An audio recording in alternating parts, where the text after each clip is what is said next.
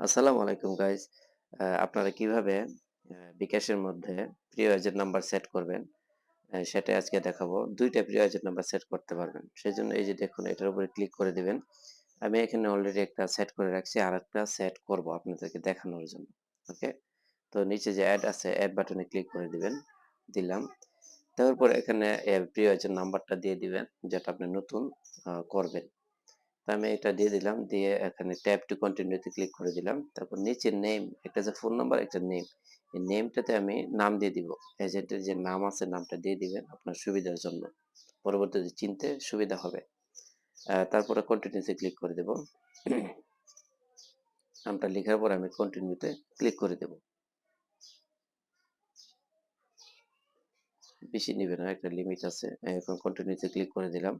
দেওয়ার পরে আমি আমার বিকাশের পিন নাম্বারটা দিয়ে দিব এখানে ৫ সংখ্যার। ওকে? দিয়ে কনফার্ম দিয়ে দিলাম। আ হয়ে গেছে দেখেন, প্রিয় এজেন্ট হ্যাজ বিন এডেড। তৎক্ষণাৎ হয়ে গেছে। তারপরে আমি এখন একটা টাকা পাঠিয়ে আপনাদেরকে দেখিয়ে দেব। ওকে? ক্যাশ আউট করে। তো আমি যেটাতে এই যে নিচেরটা নতুন করছি আমি, এটাতে আমি যেগুলো এখান থেকে রিমুভও করতে পারবেন।